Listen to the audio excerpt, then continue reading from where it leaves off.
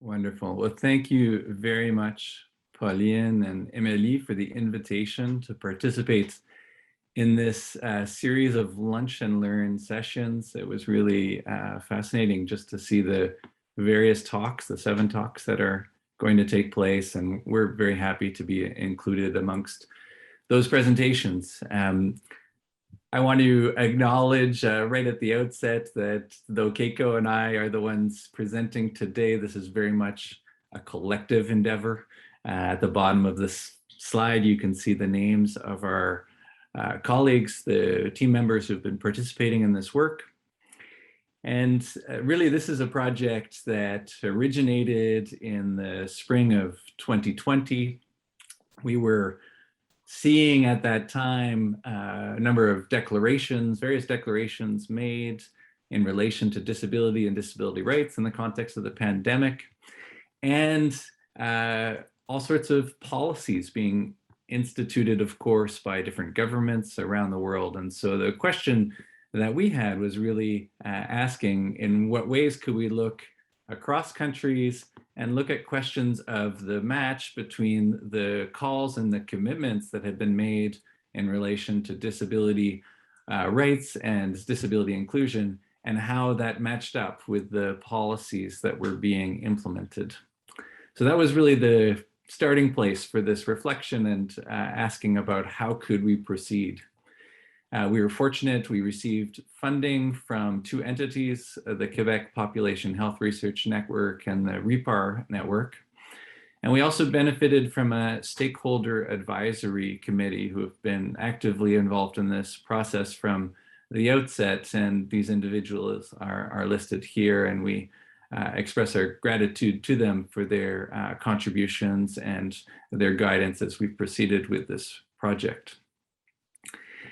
In starting to set the table for this topic, when we're thinking about COVID-19 and disability rights, of course, the place that we need to begin is the UN Convention on the Rights of Persons with Disabilities. And I imagine for many, if not most of the people participating in this session, this is a familiar reference point. The UN Convention was adopted in 2006 and came into force into 2008. And its purpose is to promote, protect, and ensure the full and equal enjoyment of all human rights and fundamental freedoms by all persons with disabilities, and to promote respect for their inherent dignity. And the convention articulates these rights in relation to different spheres of life, different spheres of activity. So we see a number of articles within the convention that speak to topics such as education or employment, family life, children with disabilities. There are several articles that we might point to specifically in terms of their relation to COVID-19, but of course, all of the articles are relevant in this context. I just flag something like Article 11, which speaks to situations of risk and humanitarian crisis. Article 25, which speaks to health and access to healthcare, for example. A second sort of reference point of existing international guidance in this area is the Sendai framework. And this is maybe less familiar to many people. It was established in 2015, and it speaks to issues around disaster risk reduction. And it's a notable document in that it replaces a previous framework, which was largely quiet on disability and disability rights. And here in the Sendai framework, we see the foregrounding of disability inclusion across all the phases of disaster risk reduction, preparedness, mitigation, recovery and response. And speaking to questions like these of engagement, building capacity, the data that is collected, considerations of empowerment. So we could say that things like the Sendai provide some background or some orientation for thinking about the pandemic specifically. And now I'd like to share, we talked about different calls and declarations that were occurring last spring, several of which come from the United Nations and the World Health Organization. Now on the slide, you can see a photograph of Antonio Guterres, the UN Secretary General. And this is a statement that he made back in May of 2020. He said, "We must guarantee the equal rights of people with disabilities to access healthcare and life-saving procedures during the pandemic. I urge governments to place people with disabilities at the center of COVID-19 response and recovery efforts, and to consult and engage with people with disabilities." And the United Nations developed guidance in relation to this. The World Health Organization, for its part, has spoken to or placed an emphasis on protective actions to be taken by stakeholders, governments, and institutions in relation to the impacts that COVID-19 might specifically have on people with disabilities, and also the response to COVID-19 in terms of public health measures. So in light of these sort of background guidance documents and the declarations that were made specific to COVID-19, this is the objective of the research that we've been engaged in for the last year. The key question here is alignment. So we're asking the question about how do the policies that governments internationally, Keiko will describe the countries that we focused on, but how do the policies of these governments align with these declarations and statements in relation to the rights of persons with disabilities? So with that, I will pass it over to Keiko to continue. Thank you, Matt. This is a great overview, background of what guided our research questions and the alignment with what we are trying to understand, how the policies would follow this guidance that was provided by the international agencies, but also some lessons potentially that we could learn on how we create responses, policies, programs during emergencies like the COVID pandemic, but also after that. So the research design that we used to do that, to try to achieve that, we selected countries that were signatories of the UN Conventions on the Rights of Persons with Disabilities. I'll keep saying acronyms now to try to spare some wording, but so we use UNCRPD for the convention. And so the countries that are signatory of the convention, it was the first layer of selection. We also had to select countries that had policies that were published official languages, English and French, just because of our capacity to understand and read documents in those two languages. We then selected countries in 4 different income categories according to the World Bank. So from low income to upper middle income, upper middle and high income countries, and then from the different 5 regions according to the WHO of geographical distribution. We wanted with that to try to gain understanding of how these policies were developed across the globe and in different countries, to see if there were any differences or the types of responses according to the country and the income category. The documents that we selected included any COVID-related documents published as of January 2020. Our first data collection point was in June 2020, but we retrieved documents from January onwards when policies related to the pandemic started to surge. And we stopped in June 2021. So it was a year of data collection. We only collected national level documents, so subnational levels documents were not searched for, and documents that were available online, published through designated national authority, so a government website or a designated COVID publication point in some countries. documents in English or French specific to COVID-19.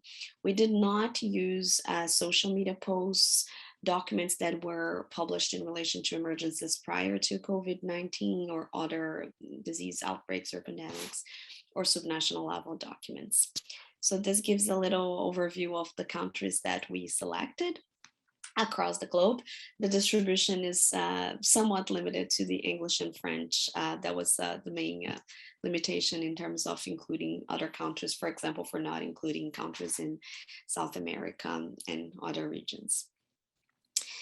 We used a methodology, a text mining, data mining methodology for this study. And this is the CRISP-DM, so the cross-industry standard process for data mining is a pretty commonly used approach for analyzing large bodies of documents. So when we know there will be a lot of text, it's a good way to go to use machine learning in the computer to try to understand a first overview. We once we determined the purpose of the study, which in our case was to verify alignment between policies and the CRPD, we then could explore a few of those, the availability of and the nature of the data. And that took us some time to understand, at some points we just extracted documents directly from websites, at other points from PDF documents, so the type of documents that were available in terms of policies. We prepared this data, we developed and assessed different models using the CRPD as a reference, and I'll speak in a minute about that. And we have ongoing evaluating the findings and then deploying the results, which we're presenting for you today. The dictionary, so the model that we use to analyze is a model that we developed in our group, which essentially, as you can see here on the right, it's very small, I know, but it's just a screenshot of how the text mining approach is used. We develop language related to all the 55 articles of the CRPD, and with particular attention to aspects related to process structures and some outcomes which were developed according to the indicators, as is the Bridging the Gap project, is a project done by the UN, the Office of the High Commissioner for Human Rights, to have indicators for the UN CRPD implementation. We use that language to transform into our dictionary, what we call the model. And that for each article, we had a set of words that were searched for in the documents and grabbed from the documents. So I'll pass back to Matt to present the first part of our results. Thank you, Keiko. So maybe first, a little bit more information about the 14 countries that were selected. Of course, as Keiko described, this was a purposeful selection process where we were looking at diversity in terms of geographic region and income categories for different countries. And you will not be surprised to hear that there's considerable variability across the countries in terms of how COVID unfolded. And so this graphic looks at a 13-month period and different lines for each of the countries. And you can see the waves occurring in different locations at different times and with different peaks to each of the waves. So there's variety from that sense. And then on the next slide, we can also see variability. Keiko, if you can just advance the slide, please. We can see variability also in terms of the public health measures that were put in place. And this is a really interesting illustration from a project called Our World in Data. And they created what they called a COVID-19 stringency index, looking at different aspects of what was put in place in terms of public health measures, things like school closures or workplace closures, travel bans. And we see variation at different points in time between the countries and changes over time.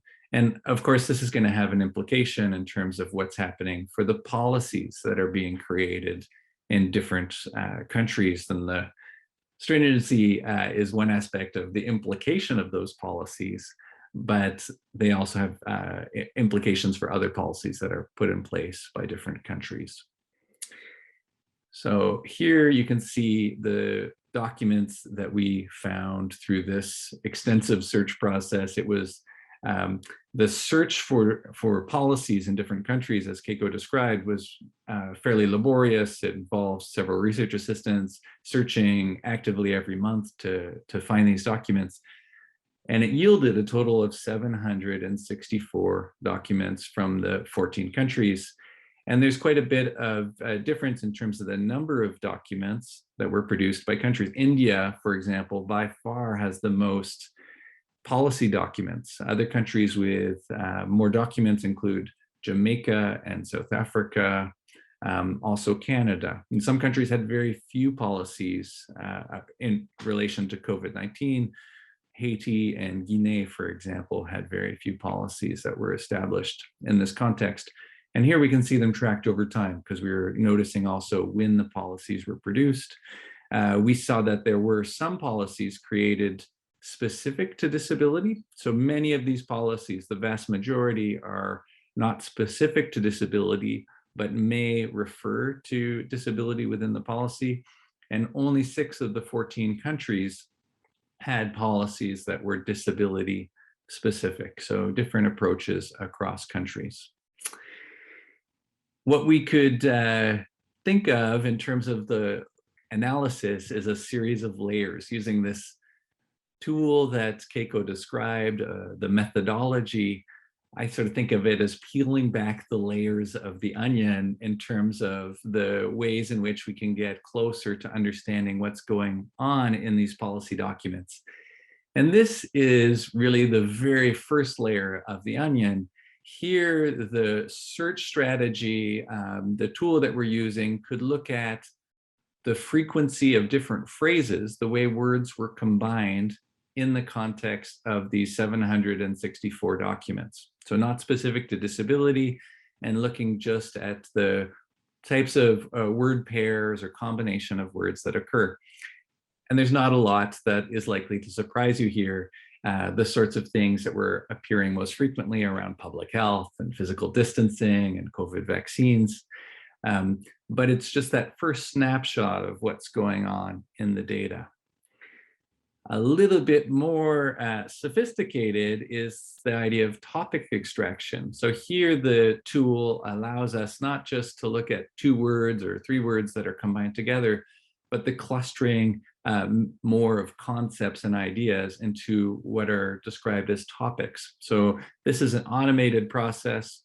It's pulling out for us these different topics. And so vaccine supply for key populations, high-risk transmission are the sorts of topics that were identified. Also, interestingly, situation de handicap being a topic that was extracted from these documents, even though they're not all specific to disability.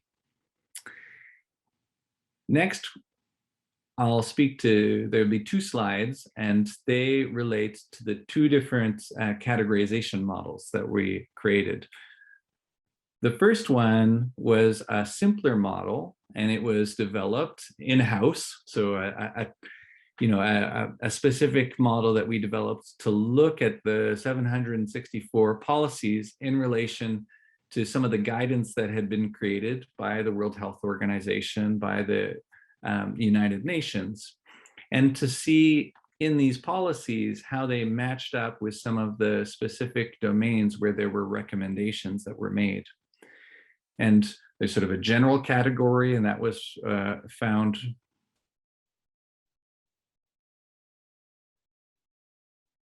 I'm back. I apologize if I'm not sure what happened, but I disappeared for a moment. Oh, okay. And then I'm not sure what happened, and then I was scrambling to get back on. So with apologies for that technical issue, what I was describing is some of the interconnections here between what we were seeing with the COVID disability guidance, more about the general provisions, and then some specific elements related to assistance and support and protective health measures. But what's interesting is very little in the documents about community, and even less about non-discrimination. And then here we go. These are questions of alignments. with the CRPD indicators. So here our model that we were using looked at the various articles within the UN Convention and the match or the way in which there's correspondence with specific articles in the policy documents. And this is a much more sophisticated and specific evaluation than the previous one, more detailed. It's not surprising here that we see Article 11, situations of risk in humanitarian emergencies, as the article that is most frequently identified within the policy documents. What might be less obvious was the second most frequent that we found was respect for home and the family. What we didn't see as often, for example, was health. So Article 25, health, was less commonly identified than many others. Education, living independently, for example, is being more frequently identified within the data set. So with that, I'll turn it back over to Keiko. Thank you. So in the last part of our analysis, what we did was looking at a bit closer into the policies and the documents. So we used this model that identified documents that had alignment with the different CRPD articles to then select among the 700 plus documents which ones were closely related to topics of interest or for persons with disabilities. And from those, we looked closer to them to see what were the aspects that were surrounding, what was the context of those keywords that the machine identifies, right? So through the model, we identified the paragraphs or parts of the documents that related to this topic. And then in this next step, we looked close at it and we wanted to do a more of a thematic analysis into those topics. So some of the issues that we identified on this were related to diversity of the policies, right? So we first saw that a lot of the general guidance that was provided would include at some point persons with disabilities, so would make reference to the populations within the population at large that needed special attention or consideration, but often this would be on a list, right? So a part of the types of persons who need protection, persons with disabilities would be there, but not necessarily with too much detailed considerations on what to do or how to follow the guidance provided by the WHO or the UN. So examples of this was in this COVID guidance, and those selections are random in terms of the words that were taken from the close read of those documents. So persons with disabilities are just as vulnerable to anxiety, apprehension, sadness, and grief, irritability, sleep disturbances, and withdrawals. They're non-disabled peers, but these are common reactions, but they may be qualitatively or quantitatively different depending on the type of disability and age of the person with disability. So some documents provided specific guidance to say that symptoms or problems or challenges that the general population would experience might be heightened or might be more important to be considered in the population of persons with disabilities. And for that, some policies would provide suggestions for the needs to have individual accommodations, varying from accommodations, for example, in the testing centers to make sure that they were accessible, to make sure that people with disabilities would have access to the information on how to go to the centers, and also to have access to protective measures of different sorts. In terms of the intersectionality, that's another global aspect that we noted in the policies, and that relates to the different populations of persons with disabilities, like children, women, and the elderly. And also that a large number of these populations may be institutionalized. And for the people who were institutionalized during the pandemic, there were specific issues to be considered. As we know, as it happened here in Quebec, there were, especially in the beginning of the pandemic, there were particular attention and issues of contamination and high levels of exposure in group homes and institutions. And the considerations for persons with disabilities in this situation were not necessarily worked on or mentioned in the beginning of the pandemic in the documents, but they became more apparent or more important as the pandemic developed, and we could see that in the policies. Also for individuals with comorbidities, so that they would have a higher risk of contamination or of consequences of COVID and post-COVID syndromes. So this is one example from Malawi. The plan targets populations and families affected by the outbreak, especially those marginalized and vulnerable, including children, women, elderly, people with disabilities in institutions, etc.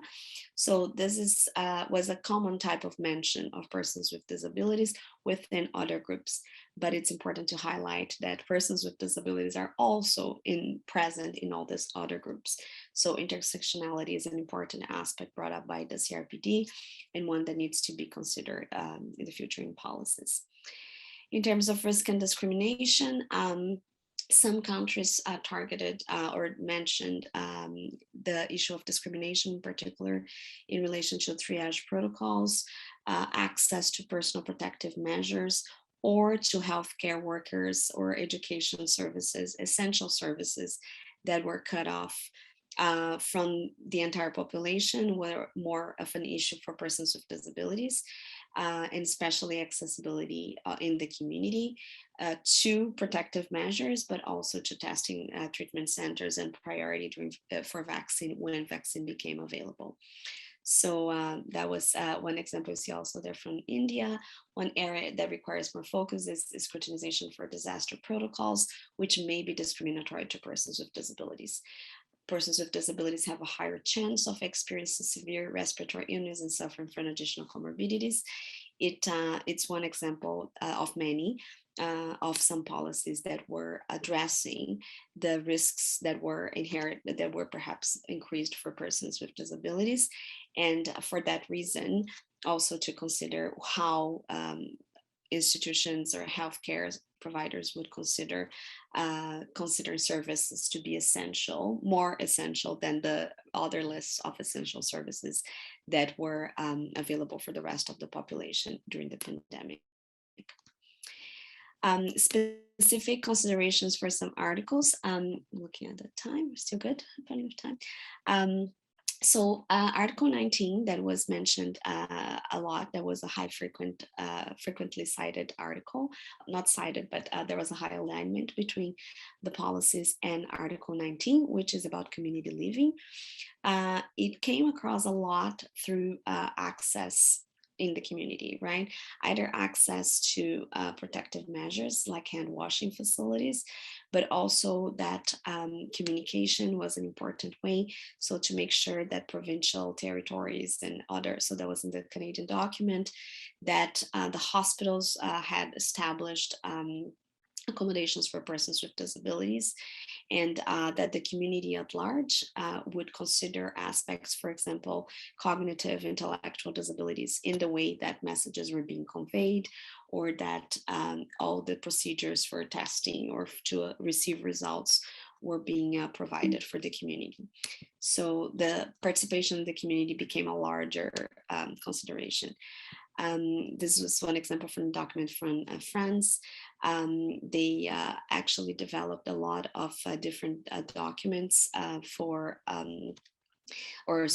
resources for persons with disabilities to access community resources or to receive information, specifically hubs of information and services thought through during the pandemic for persons with disabilities.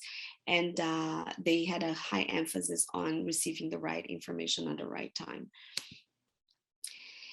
So some limitations of our study to consider. Our country selection is unfortunately representative of only countries that had policies published in English or French, and that's a limitation of the methodology. But we, using data mining, we had to create those categorization models in those two languages. We also had a limited representation of number of policies from low-income countries for that reason. we also had an analysis of different country characteristics according to how they responded to the pandemic, and that compared to the policies. That's something that we are still planning to do, not something that we have done to date yet. This is a new methodology for identifying content. So although text mining, data mining approaches are used to analyze public policy data in different fields, it's new to use it to look at closely into one specific area to such an advanced categorization model like the one we created for the CRPD. So we went through several iterations of developing and making the analytical model more robust. And that's something that now can be used for other models, and that's a positive. But there are also limitations on how much detail we can get in relation to how the policies really applied a CRPD lenses to it. We depend on the machine to bring to us what are the highlights, and then we have this close read, which is an advance in a way, but it's a limitation on the other hand. The combination of words that is done is we know that we are trying to pull human rights vocabulary, right? And not all countries and policies use human rights language as the one used in the CRPD as part of their daily documents. So we might not have identified aspects of policies that used other type of language to talk about the same subject, because the first level of analysis is dependent on text. So we hope that there are some gaps to explore in the future, areas for future research. In terms of implementation, we could see that there is still a gap, although there is so much guidance provided by the WHO, by the UN, and other international agencies. We know that emergency preparedness and responses are still lacking on the comprehensive needs of persons with disabilities. Some countries presented a focal point for disabilities, and we saw that they produced disability-specific documents during COVID, and that perhaps helps increasing the level of detail or the number of considerations that are done that meet more closely the needs of persons with disabilities. But we know that this is not necessarily part of everyone's points yet. We also look at international level policies only, and we know that, like in Canada, other countries have much more detailed policies and programs applications at the subnational level, and we would have missed that information. We looked, however, we hope that this can shed some light into the types of priorities that are thought for persons with disabilities during public health emergencies. We hope that this also shows a little bit how the CRPD articles or the content of the convention is used in national policies and documents. And also that there's more to accessibility that the convention proposes, and that this could be explored in future analysis. We could look into the different articles and aspects that relate to health promotion, and also now in the COVID response continuation, or as we recover from COVID, how the issues of the convention could be used to inform new directions and policies. We noticed that few countries had mention of a disability advisory for their countries, and the countries that had, most of their documents would have been informed by an active disability advisory committee or expert of sorts. And this is something that is a recommendation of the convention. Participatory mechanisms should be included in any disability related policy, and that's something to pay attention in the future. And also that the immediate responses, when they're not planned beforehand, often they have few considerations for diversity, or to include the diversity and the intersectionality aspects that are related to persons with disabilities. One last point, gap that we noticed to explore, and we don't know if that's just because it's that would be at the subnational level, or because it was not present or not captured in our analysis, was the need for resource allocation. So how resource financial distribution during the COVID, either for supports or services or compensations, work laws, education supports, and other aspects.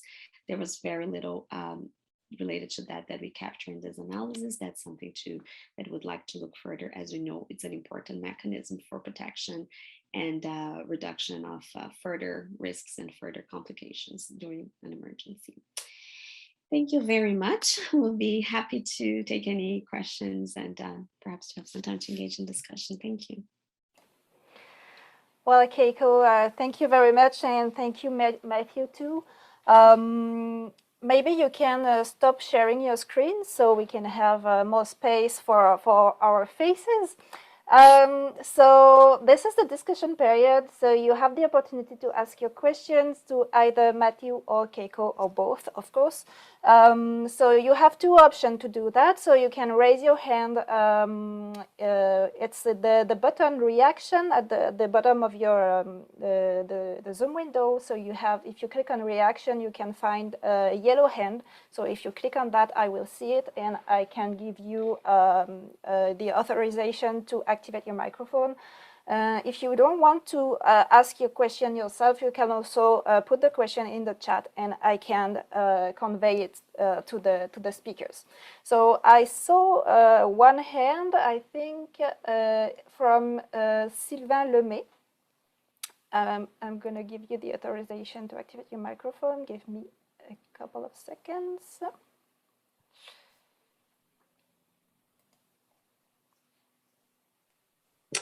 Merci, Pauline. Merci aux présentations, aux présentateurs et à la présentatrice de cette excellente présentation.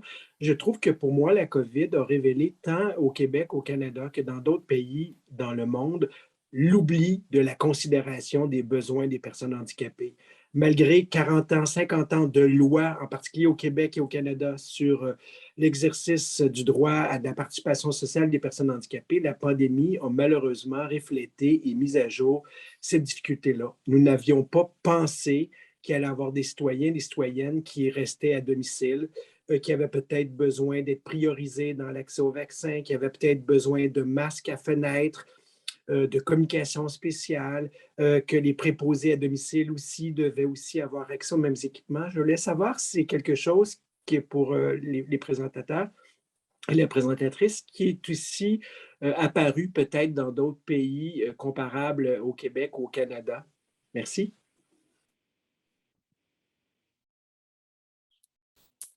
Mathieu, do you want me? Je peux essayer d'y répondre, et puis Mathieu, tu peux complémenter. C'est un point très important qu'on a vu. J'ai l'impression que, deux points de considération. Oui, en effet, on voit qu'il y a beaucoup d'oubli, beaucoup d'aspects, surtout les détails des programmatiques au niveau d'application du quotidien, qui, la plupart des politiques au niveau national qu'on a vu, au niveau fédéral, on n'est pas capable de les voir. Donc, on n'a pas vu les détails de comment implémenter les aspects, même les politiques plus détaillées, mettons, Canada et l'Indie, qui avaient beaucoup de politiques qui ont été élaborées sur spécifiquement les comités des personnes handicapées, donc beaucoup de mécanismes. Les directives au niveau fédéral étaient plutôt générales. Donc oui, on devait inclure, on devait avoir l'accessibilité ou penser des mécanismes pour faciliter l'accessibilité. Peut-être dans les protocoles de vaccination, quelques-unes, mais pas les détails comme ça, comme le masque à fenêtre, comme l'accès plus aux services. Mettons, comme nous, le problème, c'est ça. Mettons, au Canada, si on regarde juste les politiques fédérales, niveau fédéral, on n'a pas d'application possible. On ne pense même pas à ces niveaux-là. Donc, quels sont les services offerts à domicile, par exemple, qu'on sait, l'éducation, les services pour les enfants qui reçoivent normalement les services de réadaptation, de santé, de tout, à l'école, qui ne sont plus à l'école, ils ne vont plus à l'école, ils ne reçoivent plus à la maison, puis ils ont des risques élevés de retourner à l'école. Donc, il y a tous les détails que ce soit au niveau provincial, ici au Canada, comme dans d'autres pays aussi. Donc, dans les documents qu'on a analysés au niveau fédéral, on a vu très peu de détails de programmes, donc des détails d'implémentation. C'est surtout des lignes générales. Et là, c'est un problème qu'on voit, c'est que les lignes générales, ça donne beaucoup d'espace pour des oublis. Donc, mais là, on ne pourrait pas dire vraiment que ça a été fait ou pas fait avec ce niveau d'analyse qu'on a fait. Donc, c'est que c'est une limitation. Mais en effet, c'est qu'on a écouté beaucoup dans d'autres projets qu'on a fait ici au Canada. On a vu ces problèmes. Je ne vais pas parler des autres projets pour l'instant, mais oui, en effet, l'application était limitée pour les services essentiels. Les choses, je pense qu'une considération, c'est ça. Les services qui sont considérés essentiels sont beaucoup plus amples pour les personnes en situation de handicap que pour des autres. Et peut-être ça, c'est une leçon à apprendre. Comment est-ce qu'on peut depuis le début du problème faire la liste des services essentiels, considérant ces services-là plus détaillés. Matthew. Mais je pense que Keiko t'a répondu d'une façon très compréhensive. J'ajouterais un seul élément, peut-être plutôt question de recherche, qu'on n'a pas vraiment poursuivi, que je pense que c'est intéressant, c'est la dimension temporelle des politiques. Et si on a une période d'un an, est-ce qu'on voit qu'on a plus de politiques qui adressent les questions liées à certaines dimensions, par exemple, du convention? Est-ce qu'on a ces politiques qui vont apparaître plus tard, par exemple? Est-ce qu'il y a certains des différents éléments qui ont eu un certain emphase au stade préliminaire, les premiers mois et plus tard? Parce que ça touche à cette question, je pense, tout à fait important, la dimension réactive qui commence d'une façon très générale, un oubli assez général. Et la façon que peut-être le temps de formation des politiques, est-ce qu'il y a un délai qui est associé avec ça? Et ce serait intéressant de voir ça dans différents contextes. Il y a des limitations de notre approche, mais je pense que c'est un élément pour nous à considérer. Donc, merci beaucoup, Sylvain, si je peux, pour la question. So thank you, Matthew. Thank you, Keiko. So I forgot to mention, but you can obviously ask your question both in English or in French. So thanks, Sylvain, for asking your question in French. So if you have trouble following the question in French, you still have the option to activate the interpretation service, and just click on the interpretation button and select English, and you'll be able to follow the question in English. So we have another question from Emily. So I can start, and please jump in, Matthew. Emily, is the question on the chat, or do you want to? Yes, Pauline asked me to ask it, but yeah, so my question. Oh yeah. Yeah, it's better if you can okay. tell it. So I know that the World Health Organization has published in 2017 a strategic framework for emergency preparedness and has supported many of the countries, especially in low and middle income countries, preparing those plans. I am wondering if you could see in the policies how these preparedness plans were taken into consideration. But my question was also if you knew if this framework mentioned people with disabilities, and if it's the case, because I haven't researched that area. If yes, do you know if those plans help taking diversity and disability into consideration during the pandemic? So yes, so the Sendai framework, I think that's the framework you're referring to, and that was part of what we used for to create our first analysis model. So yes, it does has a specific consideration for persons with disabilities during emergency and to risk reduction and whatnot. We did conduct an analysis using the key indicators from the Sendai framework as well into this document, and we found some. This was the first graph that Matthew showed. It's so we found that there is some alignment. So most documents, or many documents out of our 700 plus documents, do indicate those not necessarily referring to this framework, but to language or aspects that relate to it, right? So including the needs of persons with disabilities, considering accessibility to information, considering accessibility to tests and facilities in very general lines. So we can see that language exists in many of the policies. But if those plans help taking diversity and disability into consideration, again, it's hard to see what's the application of it, right? So in practice, all we can tell is that, yes, the documents, most of them do have at least mention of disability or persons with disabilities as part of the considerations for special groups. But how that applies for that, like how that really helps the services to be more inclusive, we hope so, but we don't have this this view of application of the framework into the concrete on the floor, right, on the ground. So yeah, so I don't know if that responds to your question. I don't know, Matthew, if you want to complement that. I can jump in, but I think Emily has an additional point that she wanted to layer in. Go ahead. Sorry, I muted myself. I thought I could reopen my mic, but it seems, I'm sorry, Pauline. It's just a clarification question. Is the Sendai framework the same as WHO framework? I don't think so. So okay. The reality is that there are a number of different documents. So there are pandemic preparedness plans, things that were created in the past around H1N1, you know, and then you have different documents related to humanitarian emergencies. There's a charter in terms of disability inclusion. So there's quite an array, if you will, of different policy preparedness sort of oriented documents. And as Keiko was saying, it's, you know, it's not so obvious for us to trace back what are the, you know, we have policy documents and we can't see the antecedents in terms of what things catalyzed. So different frameworks that do exist speak to questions of disability inclusion. I would emphasize that there are quite a few things that you could point to and that might be relevant in terms of the policymaking ecosystem in different countries that might be influenced by different initiatives.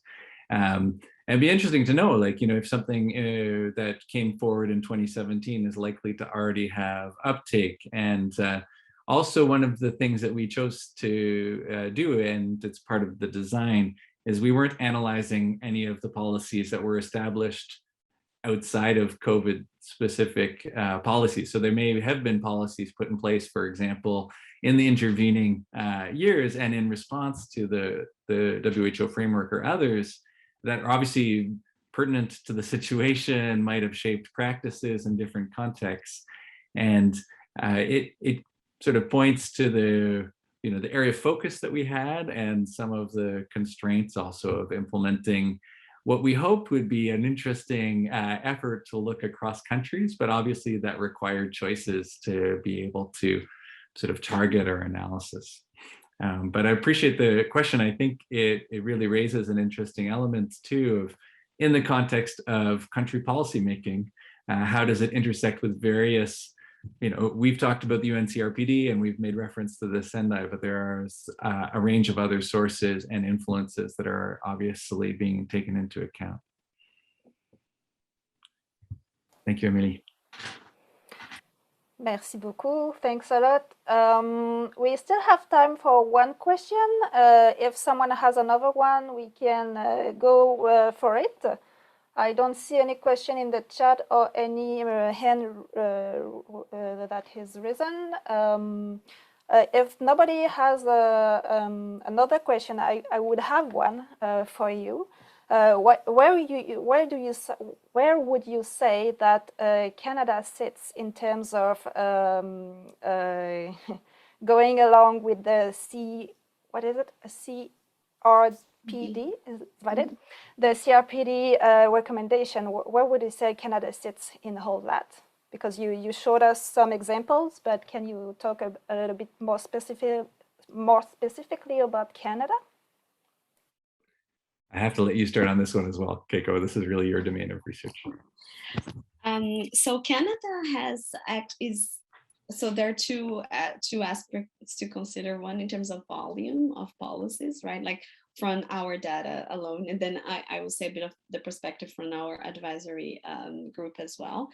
So from the standpoint of volume of policies and disability-specific policies, Canada situates really well, right? We did have a large volume of policies that were specific to persons with disabilities during the COVID context, right, during the pandemic. So policies that were developed with the language of the CRPD, and policies that were developed considering or making specific considerations for persons with disabilities, which is an advantage as we see in relation to the convention, because that's what the convention asks, right? Like not generic responses that are specific. In terms of volume, we had a lot. We didn't do a weighted analysis in terms of the population size, the number of persons with disabilities in the country, and the number of policies, but we do know that Canada produced a high volume, only behind, I think, India, which, in terms of population, we produced a lot of documents and guidance in relation to persons with disabilities. So volume alone, that could be a good indicator.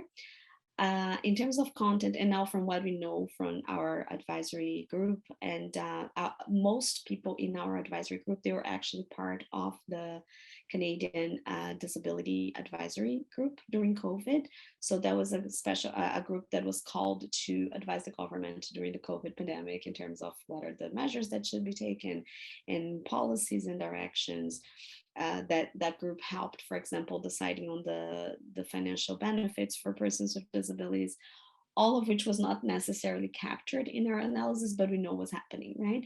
So it's a bit unfair to do the comparison just from the pure research standpoint, because we have way more inside information from Canada than we have from the other countries, obviously. But we do know that Canada had some positive directions, right? So establishing an advisory that was composed by persons with disabilities, including disability and Indigenous representation, including disability in women, including disability in children. So take into consideration all those intersectional factors. We do know that the policies were made, take into consideration the CRPD indicators or guidance in general. So that's another positive. But we do know that also, because we're here, we know how the governance structure works. So we do know that most of the actual plans and actions happened at provincial and municipal level, and that we don't see in the policies, as we mentioned before, and we know there are gaps there, right? But so that's that. That's a long response. But so it's not too fair of a comparison, because we know more from the pure research data that we collected. We know that. So Canada is somewhat well positioned in terms of having all those indicators, right? Having an advisory, having disability-specific focal point, and having a high volume of policies specifically produced for persons with disabilities. But yeah. Matthew. Yeah, unfortunately, Matthew, we'll have to cut it there because it's already 1 o'clock. But actually, I would invite you, if you can, to stay a little bit longer. We are going to close the conference officially, but if you want to continue to speak with to talk with the speakers, you can just stay a few more minutes, and you'll be able to speak more informally with the speakers. So I'm going to close the conference, and then we can keep the discussion going. And I would myself have a few follow-up questions for you. Before we close officially the conference, I would like to share one more time my screen with you to announce you the topic of the next conference of our series. So the next one, this one was the second one. The next one will be on December 1st. It's going to be in French, but we are going to have, I'm able to say to you today that we are going to have simultaneous interpretation from French to English. So if you don't speak French, you can still attend the talk. So it's going to be about the academic and psychosocial impacts of the COVID-19 pandemics for college students with disabilities. So don't miss it. I think it's gonna be a very popular one. And once again, it's free. It's accessible to all, so anyone can attend. You just have to register if you want to attend the conference. So we're gonna send you the link to register soon. So once again, I would like to thank Matthew and Keiko. I'm gonna stop sharing my screen. I would like to thanks again Matthew and Keiko.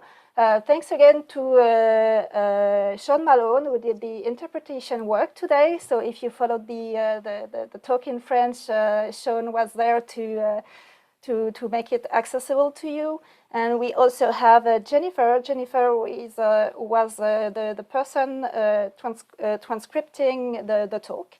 So if you activated the transcription, it was Rachel. I also would like to thank everybody on my team who helped me organize this conference. Also, thank to you, the audience who went today to listen to us. And I would like to say have a good day and see you soon, maybe for our next conference. So once again, if you want to stay a little bit longer with Matthew and Keiko, I'm going to activate the microphones and you can start the conversation with them. Thank you.